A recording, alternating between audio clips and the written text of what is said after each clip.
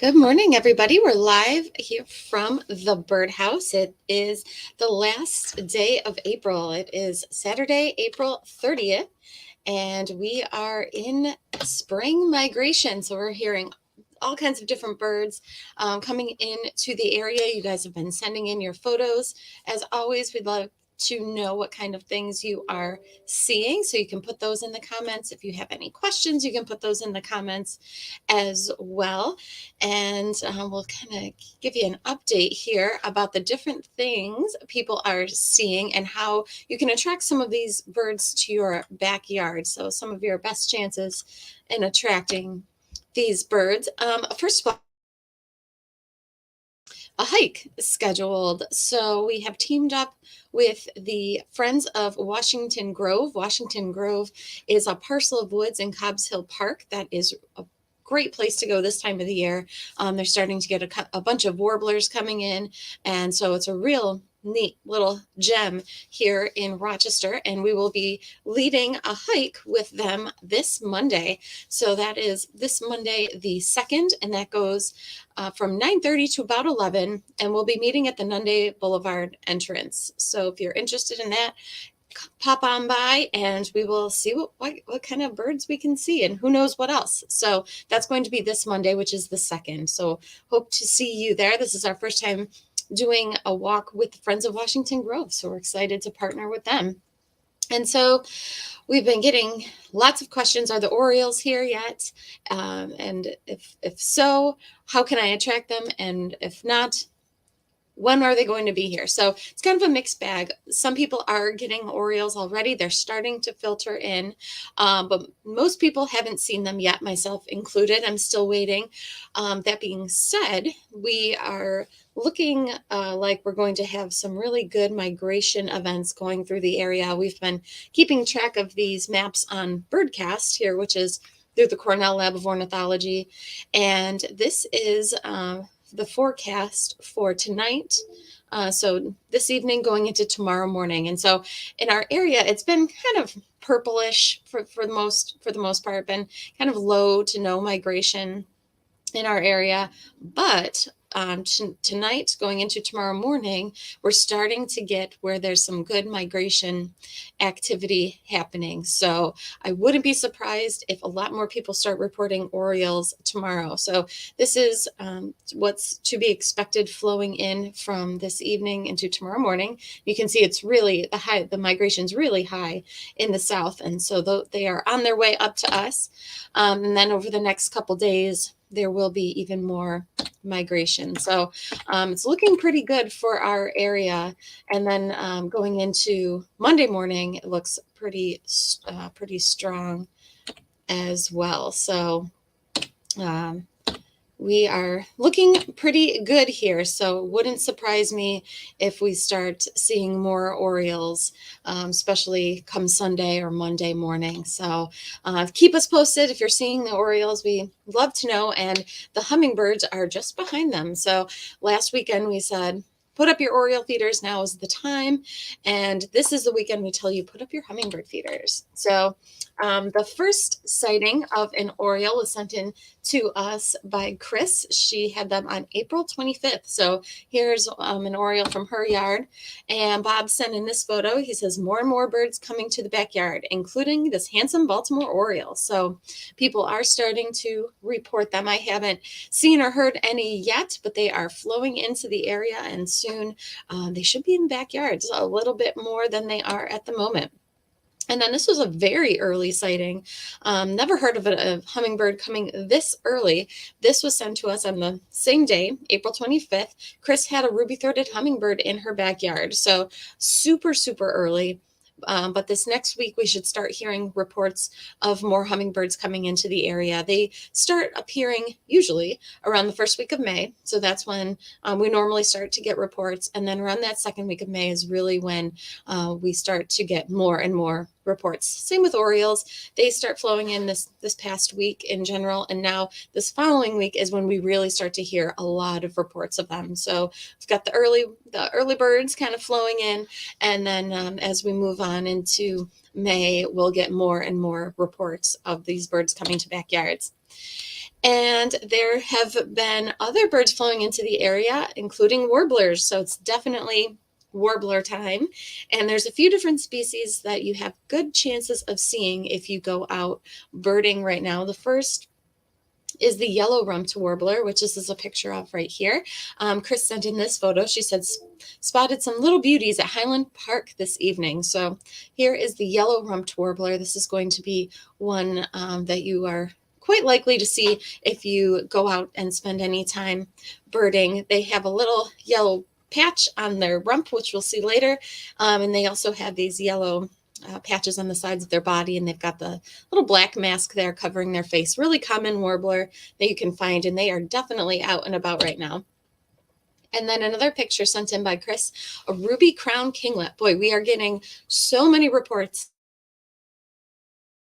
Kinglets. So this isn't your typical backyard bird, but I wouldn't be surprised if you spent a little bit of time in your backyard, especially if you pull up your Merlin app and you put on Sound ID. Would not at all be surprised if you pick up ruby crown kinglets. I went out on a walk yesterday and they were everywhere. We've been hearing lots of reports of ruby crown kinglets, even in backyards.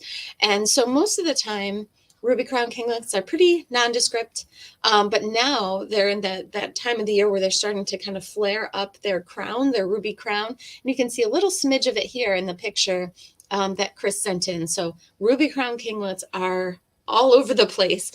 They were just bopping around in the trees. So they're pretty small. So they kind of act almost like a warbler does, where they bop around in the tree quite a bit.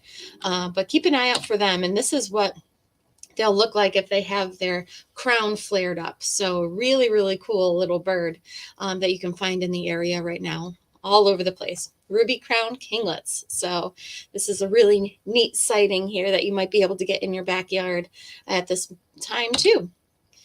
And showing up in backyards also are some different new and exciting things. Bob sent in this photo. He says, I was out in my yard this cold morning between 6 and 7 a.m. looking for new arrivals from migration and heard this bird high in a tree singing and thought, brown thrasher, zoomed in, and it was a brown thrasher, very vocal in the bright morning. So just goes to show you never know what you might see in your backyard this time of the year. Brown thrasher are in the same family as the mockingbird and the catbird. They're a mimicking type of bird, so they will mimic the calls of other species. So really neat sighting there of a brown thrasher. They almost look like a type of thrush, but they're quite large and they've got a bill it's called a decurved bill. It's kind of hard to see it in this photo because it's singing, but the bill curves downward. So that is your brown thrasher. Really cool sighting there. And other warblers that you can see are going to be yellow warblers. There are lots and lots of yellow warblers out yesterday.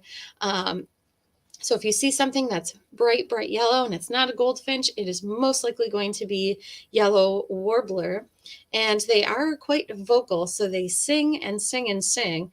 And this is a good warbler call to learn if you're trying to learn some of your bird calls. Yellow warbler is great because they sing so much. You can kind of get a good idea of when they're around. Here is their song. I just pulled it up on my Merlin app here. So you might hear this in your backyard too. I wouldn't be surprised. So this is the yellow warbler.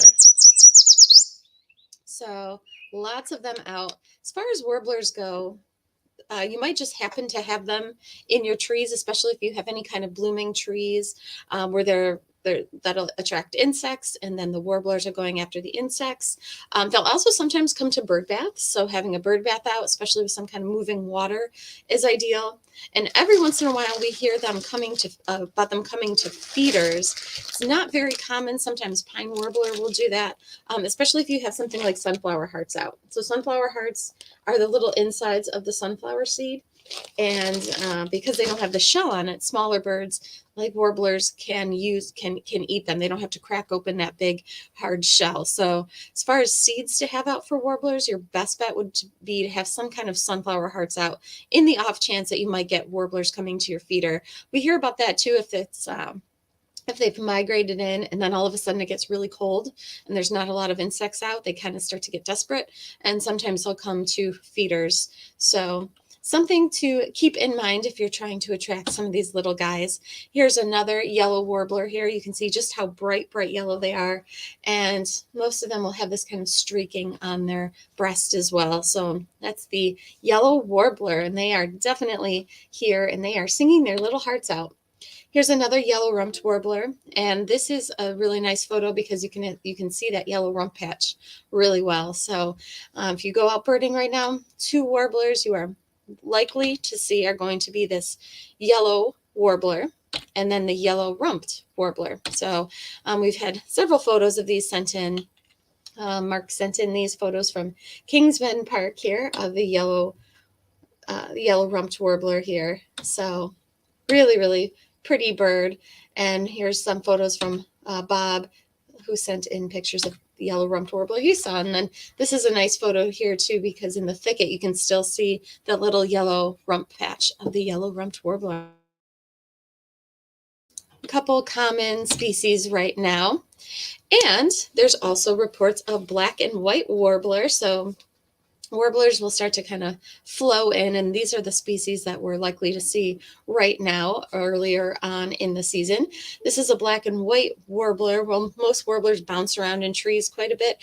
Black and white warblers tend to creep around on the trunks of trees. So look for them there. They're black and white, as their name suggests, and they're very striped. So not really going to see any other kind of bird that looks like them. There's another warbler called a black pole warbler that has a black cap on the top of its head, kind of like a chickadee does, but they're not going to be as striped as this black and white warbler is. So something to keep an eye out for here as well. So this is the black and white warbler. And then palm warbler are around as well. I had my Merlin ID pick up a palm warbler yesterday, but I couldn't find it.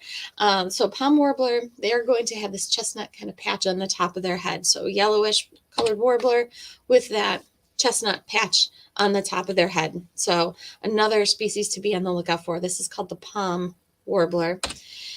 And here's another photo of a palm warbler there. And then finally, pine warbler. So we have a bunch of different species of warblers, so they can be kind of tough to learn them all. But if you start learning them by the first common ones, you're likely to see. I find that to be the easiest way to go. So if you can master these few, we'll kind of throw in others as we go, as we get deeper into the season. This is the pine warbler. Again, a very yellowish, overall yellowish warbler, but it's got these stripes on its wings. It's got these wing bars there. And this is the one that every once in a while we hear about coming to feeders. So coming to feeders that have some kind of sunflower hearts. So if you're likely to see a warbler at your feeder, it's going to be the pine warbler is your best chance of seeing one at your feeder. Here's a pine warbler that was in Mendon Ponds. Mark sent this photo in. He says, I saw 2 pine warblers as they were bouncing around crazy, sat still for a few minutes. Merlin app picked up the sound, so that helped. Absolutely. Yeah, the Merlin Sound ID app is great this time of the year when there's so many birds singing. It'll pick up birds that you didn't even know were around, which is really fun. Oh, and here's the pine warbler taking off. He also says, also from Mendon Ponds, house wren and a cedar waxwing. So here's a picture of a house wren perched and singing its little heart out, and then cedar waxwing eating some berries there, which you can commonly find them by any kind of berry producing tree or shrub. And other birds rolling in, blue-headed vireo. So we'll have different species of vireos like red-eyed vireo, Philadelphia vireo. There's a warbling vireo, but this is a blue-headed vireo that Bob sent a photo of. He says, very happy to see this beautiful bird this warm Sunday morning, a blue-headed vireo. Thankful to the Merlin app again for notifying me it was around. I often just use the app when I think I hear something different and just passively let it listen and let me know what it is around. Then I waited until I could locate it where it was, which took another 20 minutes. So neat sighting there that was picked up because of the Merlin Sound ID app. So this is the blue-headed vireo. And if you are by any kind of open area or open water, you might start to see different species of swallows. If you're by any kind of bridges, you might see barn swallows that are nesting underneath the bridges. Tree swallows will be in open fields. And by water, you might see this type of swallow. This is called the northern rough-winged swallow. So this was sent in by Mark, who saw these at Kings Bend Park, which he has very good luck, which it seems like with all of his birds. So that might be a good park to check out this time of the year. This is the northern rough-winged swallow, overall very brown, and it's got a kind of a lightish colored breast. So you might see them flying around, especially by water. And then here is the barn swallow. So barn swallows people get sometimes in their backyard. They tend to nest on structures. So if you have a gazebo or something like that, you might get barn swallows nesting on that. You can tell it's a barn swallow because if you look at its tail, when it's flying, it has these really long feathers on either side of its tail. So a really forked tail there. So this is a really great photo. It shows that characteristic there of the barn swallow. So some neat sightings there from Kings Bend Park. And he says, then an adult bald eagle comes cruising over the ponds. So bald eagle on top of everything else there at Kings Bend Park. Right now, we should be seeing the rose-breasted grosbeak. So they're going to start showing up. They start showing up around the same time as the orioles do.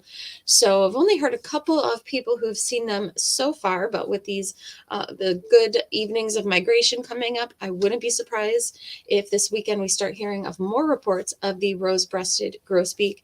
So they are going to come to feeders and backyards. They like different types of seeds like safflower. They like sunflower seeds, and they like sunflower hearts. So just like those little sunflower hearts that, smaller birds can eat, the rose-breasted grosbeaks like those quite a bit. Your best bet in getting a rose-breasted grosbeak is putting out the same kind of feeder that would attract a cardinal. So something like a tray feeder, like a platform type of thing like this with a lot of open room for them is ideal.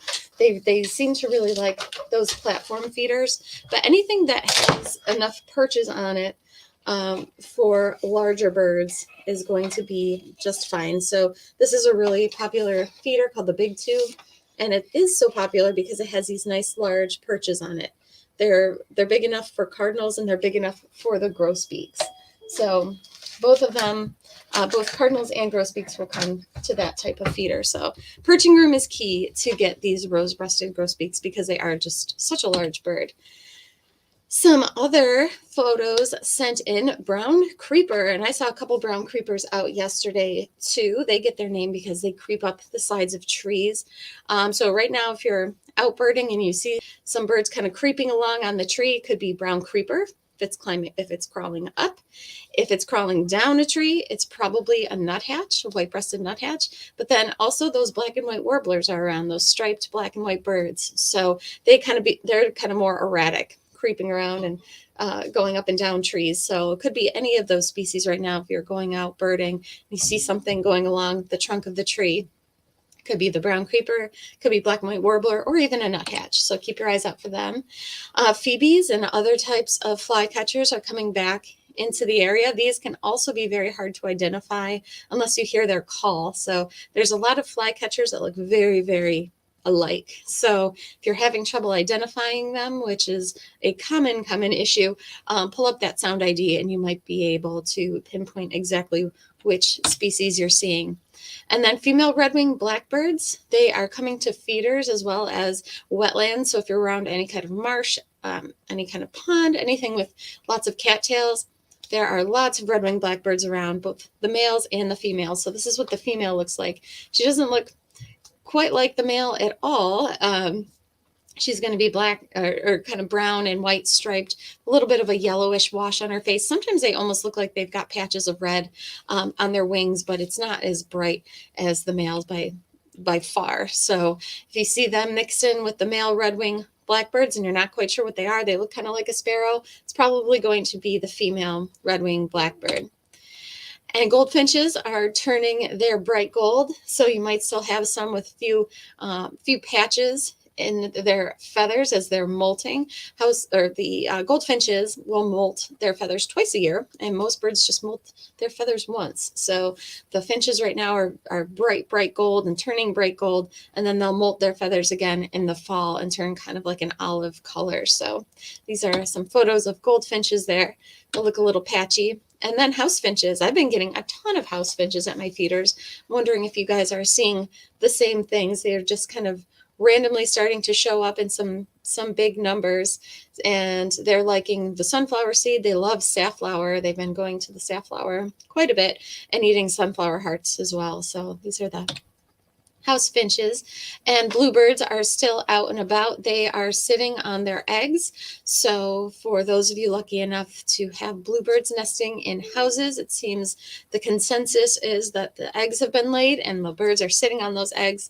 Have yet to hear of any that have hatched, but it's only a matter of time. In the next week or so, we might start hearing reports of those eggs hatching and having little nestlings inside the house chirping away. So keep your eyes out for bluebird boxes. And if you hear any kind of little chirps inside there, that means that those eggs have hatched. So it's a fun time of the year. There are lots of different sparrows out there too. Field sparrows, if you're out by an open area, keep your eye out for field sparrow. And let's see here, the towhee. The towhee is another type of sparrow you might see underneath your feeders. They have an interesting call too, where they're saying drink your tea. So I'll play you their call as well. Really, really interesting call. Nothing that sounds quite like it. So that's the eastern towhee. That's another good call if you're starting to learn your bird calls and you want to learn some calls. There's nothing that sounds quite like that. So that is your towhee, and here's a picture of it singing. And another type of sparrow is the white-throated sparrow, and I saw some of them out yesterday as well, and they were singing, and they have a pretty distinctive call too. So I'm going to play you their call. This is the white-throated sparrow. So apparently it's supposed to sound like old Sam Peabody.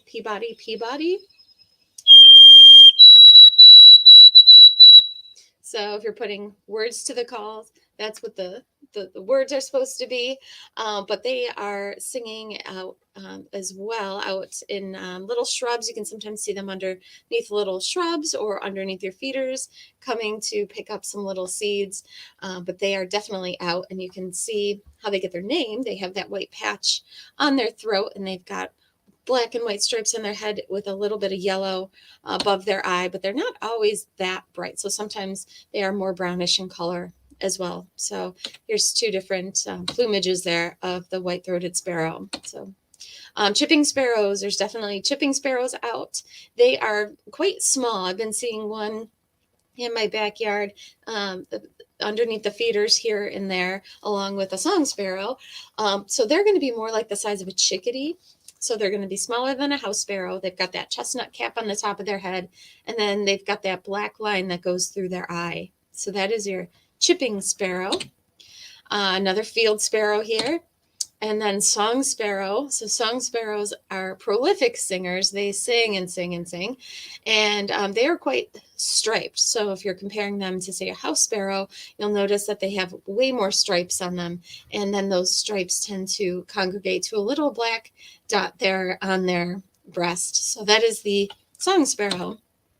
So that is our update here for the birds that are coming into the area. If you have any other sightings, absolutely put them in the comments.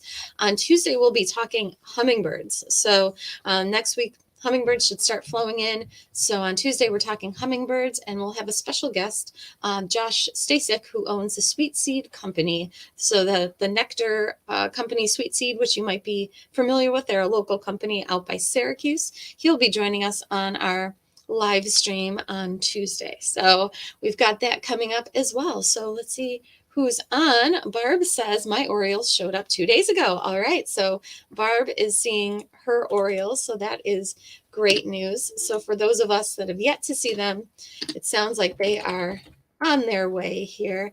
I'll pull up that migration map again, where you can see that tonight going into tomorrow, we'll have some migration activity. And then the following day, going into Monday, should be quite good. So, so there's quite a bit going on here. So we should start to see Orioles if you haven't already. Speaking of white-throated sparrows, Keith says white-throated sparrows are back in southern Ontario. So Keith is seeing the white-throated sparrows. Randy said had a junco hopping on the lawn yesterday. Never seen them here before. All right, so there's still some juncos hanging around. They are also going to be migrating, going further north. Margaret says, oh joy, female at my Oriole feeder yesterday. Okay, so Margaret had an Oriole as well. Bob is on. Bob, who sent in a whole bunch of photos for us here, he says, good morning. The yellow rumped warbler has been very active, and I've seen a few hanging around. Eastern towhee is also back, along with the Oriole. This morning, the app picked up a great crested flycatcher, wood thrush, and both a yellow warbler and yellow-throated warbler, plus of all things, a bobolink. The app has picked up the bobolink a number of times, so I guess you never know.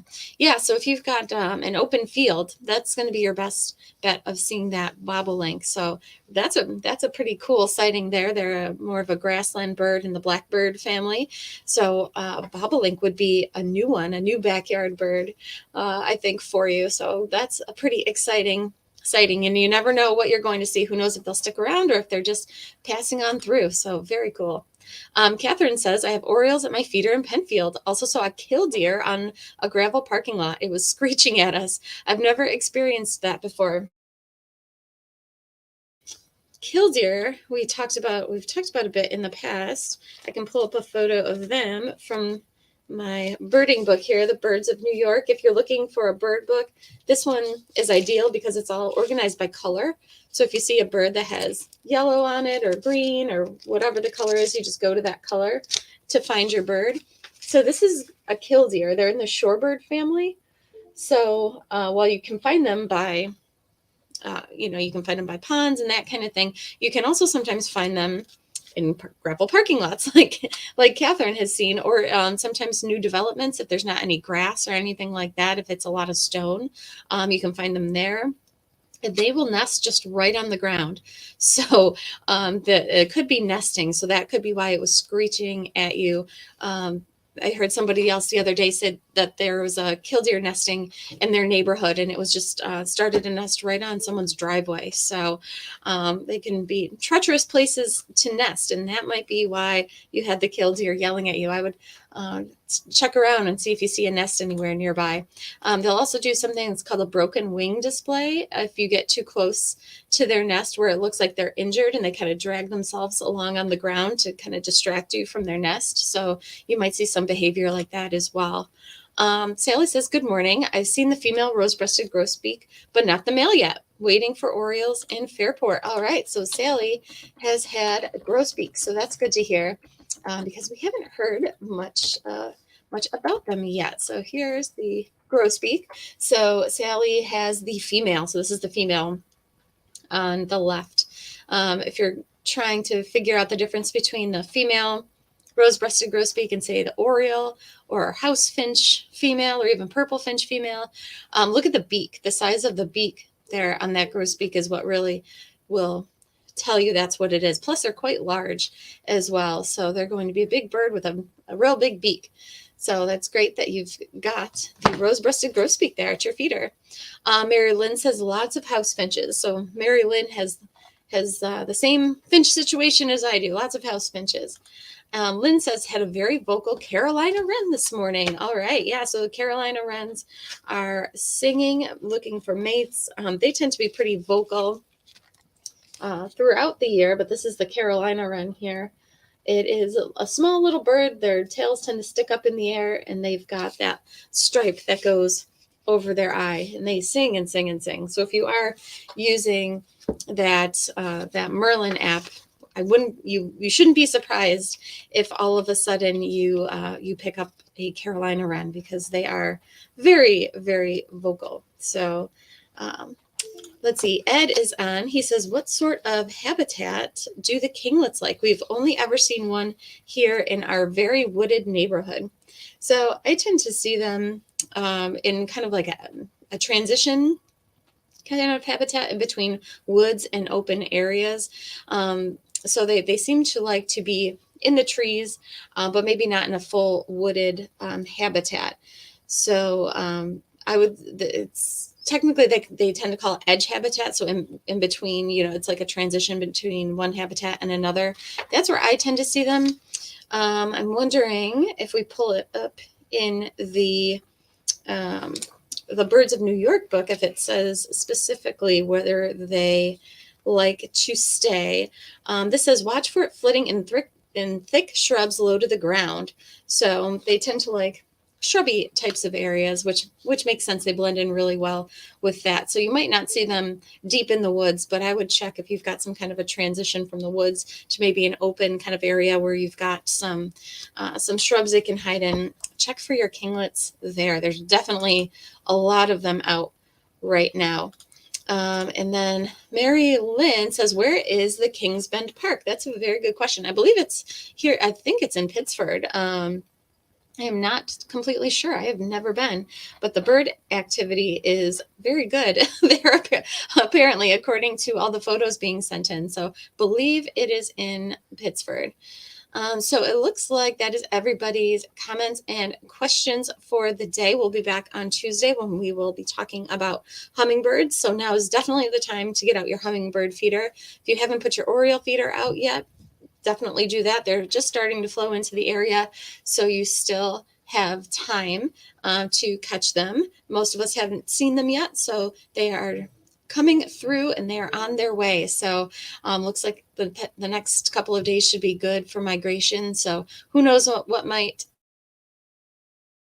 We will keep you posted on any kind of new and interesting sightings, especially those warblers.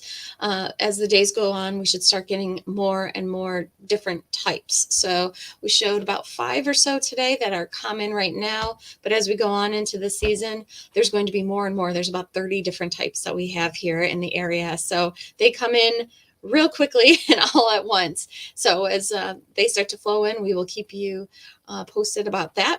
And we'll be back on Tuesday with another broadcast. So until then, have a great weekend and we will talk to you soon. Bye-bye.